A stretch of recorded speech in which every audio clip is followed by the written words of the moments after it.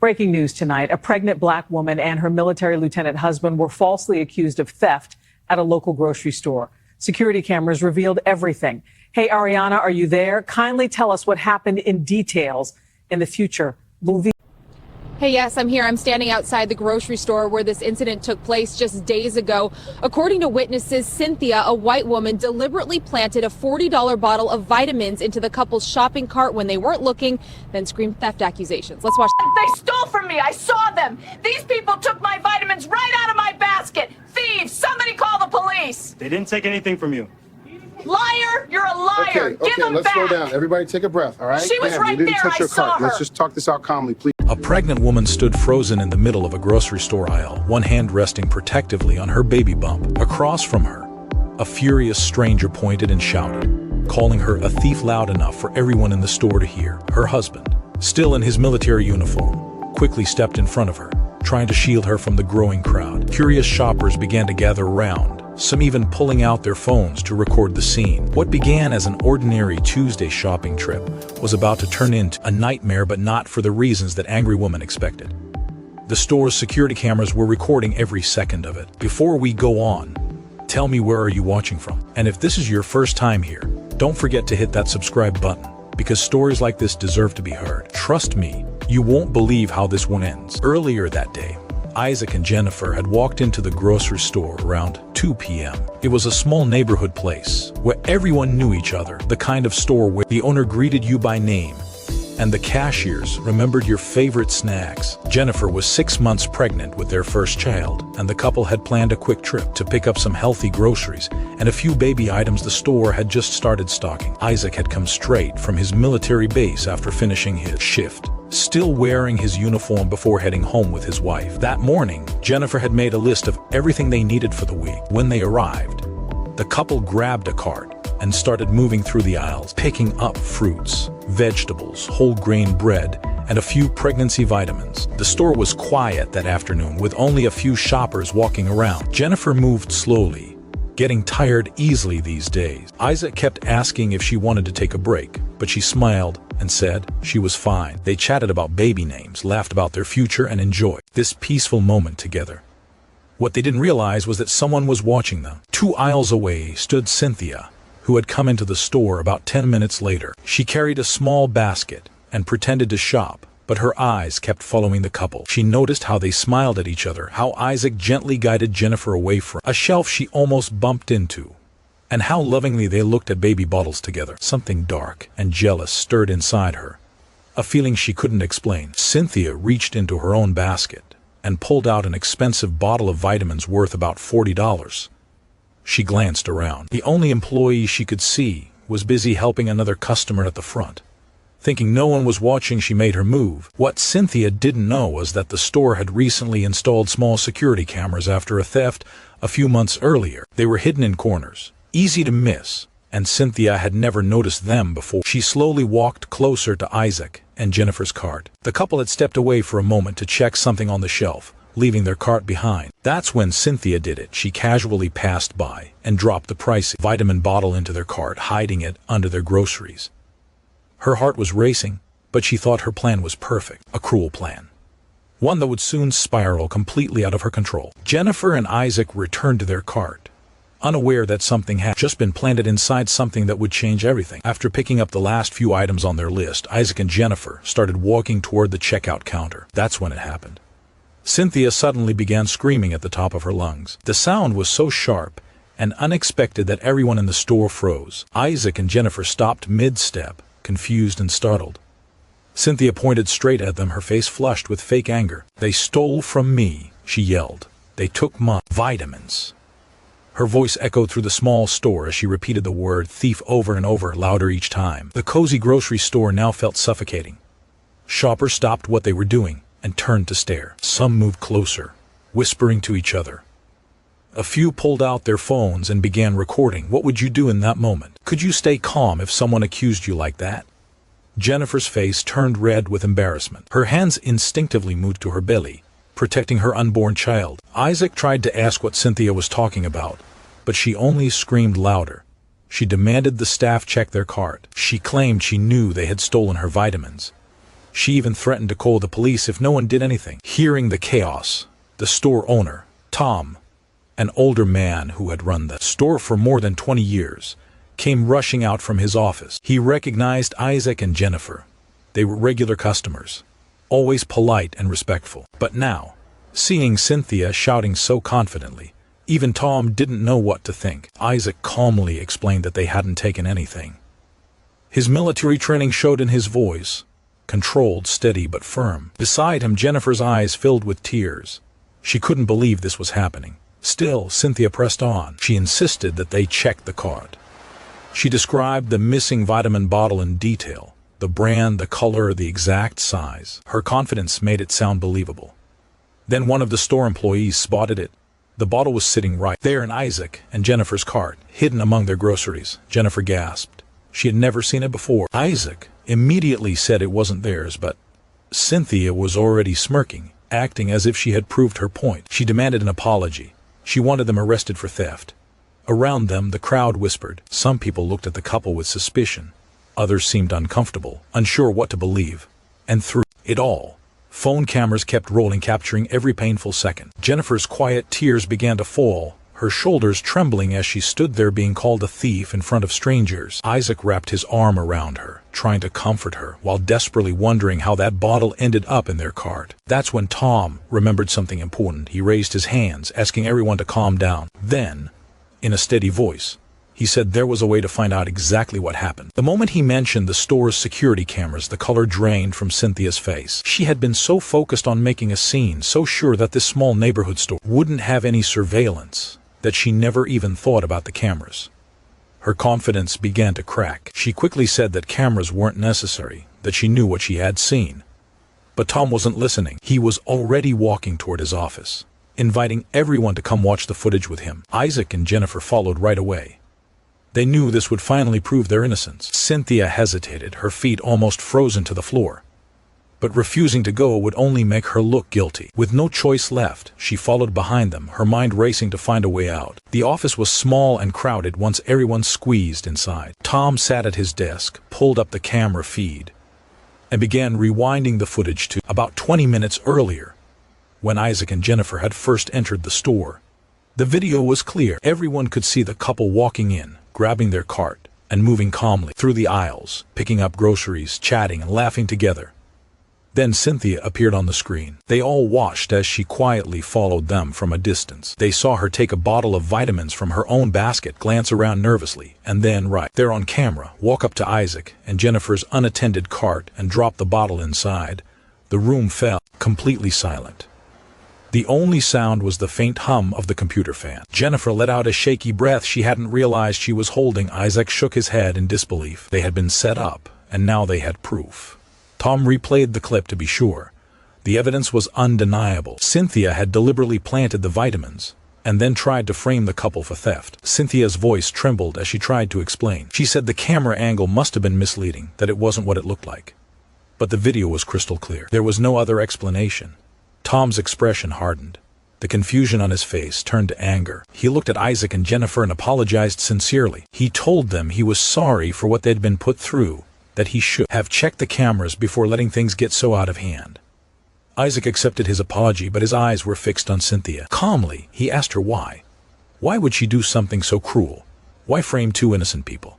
Cynthia had no answer. She just stood there, caught, exposed, and speechless, trapped by her own lies. Tom picked up the phone and called the police, explaining that he had a serious situation in his store. As they waited, Cynthia quietly moved toward the door, clearly hoping to slip away. Cynthia mumbled something about needing to leave, that this was all just a misunderstanding, but Tom wasn't having it. He stepped in front of the office door and told her firmly that she needed to stay until the police arrived. Other employees quietly moved to block the back exits, making sure she couldn't slip away. Word had already spread through the store about what the cameras had revealed. Shoppers who had been recording earlier now had their phones out again, this time capturing a very different story. Within 15 minutes, 2 police officers arrived. Tom immediately showed them the footage. They watched it twice, taking careful notes. Then they spoke separately with Isaac, Jennifer, and Cynthia. Isaac explained everything calmly and clearly, showing his military ID and describing exactly what had happened. Jennifer, still trembling, told them how humiliating it was to be accused in front of everyone, while pregnant no less. She repeated that she hadn't done anything wrong, that she and her husband were just shopping for groceries and baby supplies. When the officers turned to Cynthia, she tried to act innocent. She claimed she was confused, that it was all a mistake. But the officers had seen the video. They knew what they were looking at. This wasn't confusion, it was deliberate. Right there in the store, they arrested her. They read her rights and placed handcuffs around her wrists. Cynthia was charged with filing a false police report, attempted theft by deception, and possibly more charges to come. As she was let out, the entire store went quiet. The same people who had earlier looked at Isaac and Jennifer with suspicion now watched in shame. Their phones, which had once recorded the false accusation, were now recording the truth. Isaac and Jennifer stood together, still processing everything. Tom approached them, apologetic and kind. He offered to let them take their groceries for free, but Isaac politely refused. "We just want to pay and go home," he said softly. They'd been through enough. Have you ever been falsely accused of something? Type yes or no in the comments below. That day, the couple returned home shaken and quiet. Jennifer couldn't stop replaying the looks on people's faces. The disbelief, the judgment. She couldn't forget how Cynthia had screamed those lies, while she stood there, pregnant and terrified. Isaac felt furious, but he stayed calm for Jennifer's sake.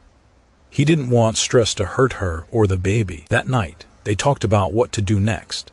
They could try to move on, or they could stand up for themselves. The more they thought about it, the clearer it became they couldn't just let it go. What Cynthia had done wasn't just cruel or embarrassing. It was illegal. And if those cameras hadn't been there, their lives could have been destroyed. So they decided to take legal action. They found a lawyer who specialized in defamation cases. After watching the footage and hearing their story, he told them they had a very strong case. Cynthia, he explained, had committed multiple crimes and now she would have to face the consequences.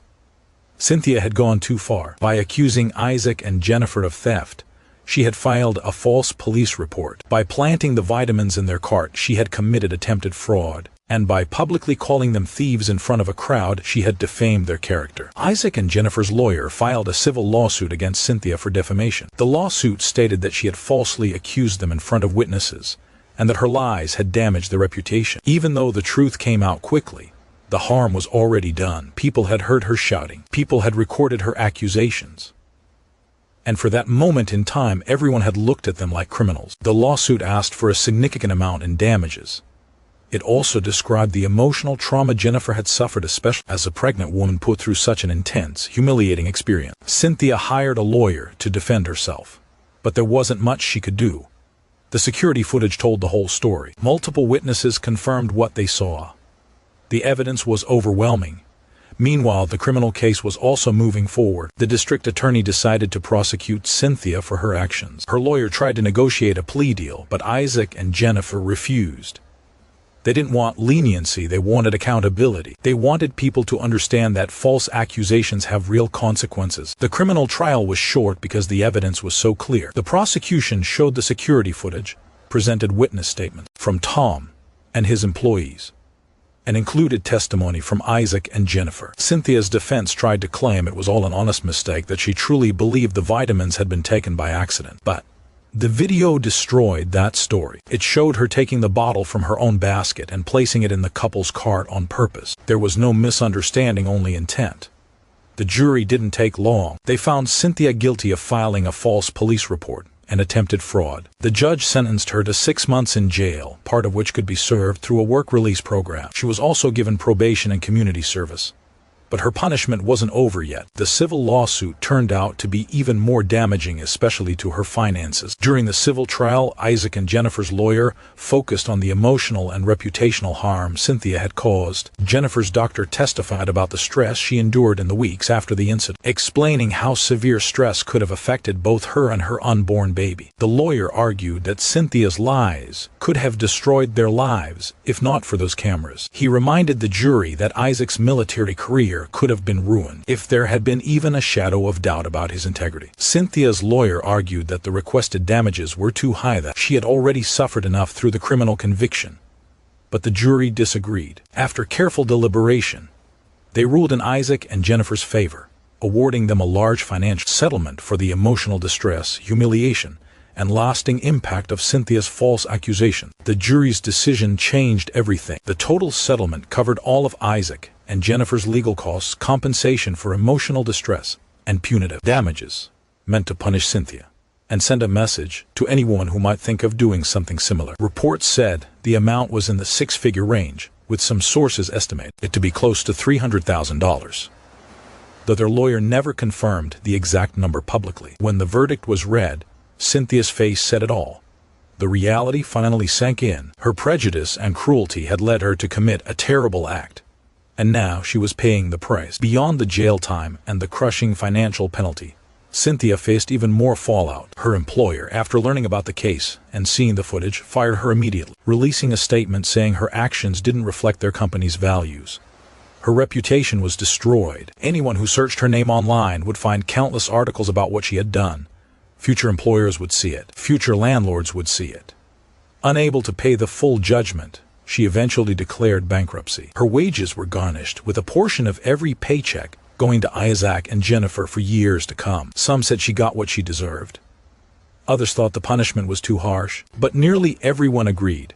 Her actions were cruel, dangerous, and could have ruined two innocent lives. If you were on the jury, would you have voted guilty? Tell us in the comments below. After the trials ended, Isaac and Jennifer quietly stepped away from the spotlight. They asked for privacy and tried to rebuild their lives. A few months later, Jennifer gave birth to a healthy baby girl, a beautiful light after everything they had been through. The couple shared the joyful news only with close family and friends, grateful to finally focus on something good. They used part of the settlement money to secure their daughter's future and pay off their home. They didn't seek interviews or fame. They just wanted peace. Meanwhile, Tom continued running his grocery store. He kept the security cameras and even upgraded them to a newer, more advanced system. Whenever customers asked, he said he was thankful those cameras had been there that day. Without them, an innocent couple could have lost everything. In the months that followed, the case became a lesson in justice and truth. Law schools and legal experts used it as an example when discussing defamation and false accusation. Proof that evidence matters, and that lies, no matter how loud, can never bury the truth. In the months that followed, community groups began talking about the case. Whenever the topics of racial profiling and prejudice came up, it became a real-world example of how assumptions and bias can push someone to do terrible things, and how those choices can destroy innocent lives. As for Cynthia, she served her jail sentence and began her probation. There were no redemption stories, no public apologies, no grand attempts to make things right. She simply faded into obscurity, left to face the consequences of her own cruelty in silence. The incident became a lasting reminder of the world we live in, a world where cameras are everywhere, and where the truth can surface even when someone tries to bury it. This story carries several powerful lessons. First, the truth matters, and evidence matters. The security cameras in that small grocery store were the only reason justice was served. Without them, it would have been Cynthia's word against Isaac and Jennifer's. Even though they were innocent, doubt could have followed them for years. Second, false accusations are serious crimes. Cynthia thought she could get away with it, that no one would ever know. But she was wrong. Her lies cost her everything: her job, her reputation, her freedom, and hundreds of thousands of dollars. Third, prejudice and racism create real victims. Isaac and Jennifer weren't doing anything wrong. They were just shopping for groceries and baby items. Yet someone's hate turned an ordinary day into a nightmare. Jennifer had to endure that stress while pregnant, and Isaac had to stand there helplessly as his wife was humiliated until the cameras finally revealed the truth. Fourth, standing up for yourself matters. Isaac and Jennifer could have accepted Tom's apology and walked away.